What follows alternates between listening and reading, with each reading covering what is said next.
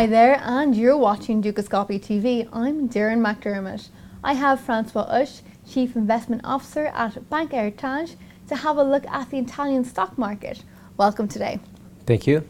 So what are your views on the Italian stock market, and is there opportunity to benefit from this laggard? Well, the Italian market has been affected by several factors, but these factors need to be put into perspective. Everybody is talking about the public deficit, which is mounting at 3%. But if you compare this figure to other European peripheral countries, you have Spain with a figure above 10%, Portugal with 6.4%, you even have France with 4.3%. Once again, if you take the debt servicing and the interest out of this figure, the country would have posted a surplus.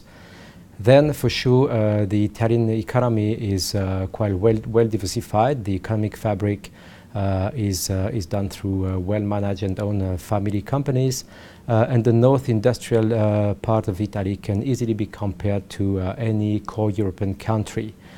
Finally, we also have seen that the Draghi put that has been put in place in mid of 2012 had a very positive effect on the markets, as the correlation between Italian stocks and European stocks were very high. And also the effect was very positive in terms of business and private confidence. And François, the debt to GDP in Italy remains very high. Now, obviously, this is a big problem. Can you tell us more about it? You're right. The public debt to GDP ratio is very high. But take into consideration that the average household indebtedness in Italy is very low compared to other countries. Now, talking about the debt to GDP of 127% is certainly a headwind in the head of investors. I mean, we need to put once again this into perspective, as the debt to GDP in Italy is very high since the mid-90s. So over the past 15 years, it has been fluctuating between 100 and 120. We have also to keep into consideration that the Italian debt is held by Italians, which is a very positive factor. And finally, the debt to GDP has never been a driver for the stock market. If you look at the stock market between 2003 and 2007, we had a run of more than 70%, with an average debt to GDP which was amounting to 115%. And by contrast, looking at other European peripheral countries, I'm thinking about Spain as an example, the situation is much worse, because we've seen over the past 4 or 5 years an increase of debt to GDP from 40 to 100%, with certainly here an economy that is much less diversified than the Italian economy.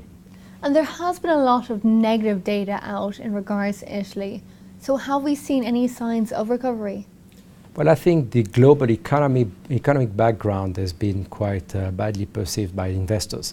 For next year, as an example, Italy is supposed to post a GDP growth of 0.7%. This is still very shy, but this is positive. On the other hand, the Italian economy is largely driven by exports and luxury. And looking at the pickup of growth both in the US and the stabilization in Europe, we could imagine that this could be a driver for exports sectors of the Italian economy. Finally, if you think about the products that are around us, all the products that are not made in China, most of them are also coming from Italy.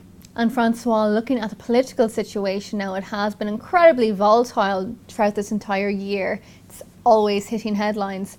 So, what are your views on it? Well, we've seen over the past week that the government seems to be stabilized, with Enrico Letta, who won the confidence vote. On the other hand, Silvio Berlusconi did an about turn and wouldn't be a big issue in the future, I guess, for this new government. And this is a very positive sign, as the new government will now be able to implement structural and institutional reforms. So the political situation seems to have stabilized today, and we've seen that the equity markets and the bond markets took this positively. And despite all the negative news surrounding Italy and of course the uncertainty for the political situation, does the stock market seem attractive? Well, talking about valuation today, the Italian stock market is quite attractive because there is a discount versus the other European countries first. Italian stocks are cheap and under-owned, certainly because of the political situation and the uncertainties about the corrupt image of the country. But this image has certainly been exacerbated by the Silvio Berlusconi story about the political turmoil that we've seen. Then investing in Italy could also lead to some traps. I'm thinking, as an example, all the government-owned sectors like utilities and telecom that have to be avoided.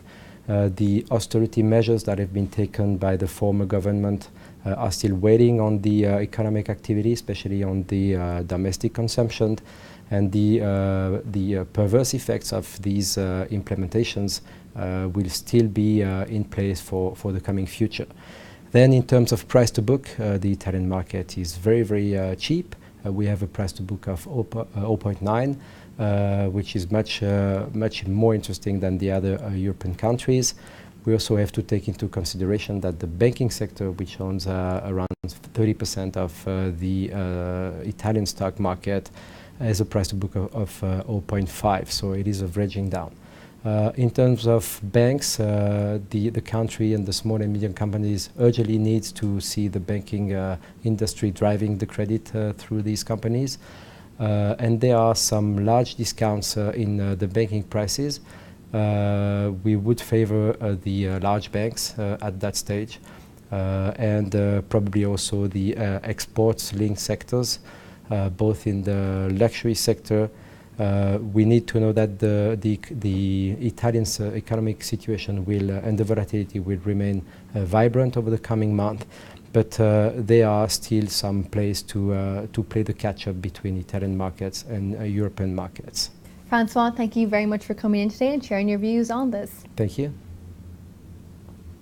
Well, viewers, that is it for right now, but do tune back in on Monday for more interviews. Have a good weekend and see you then.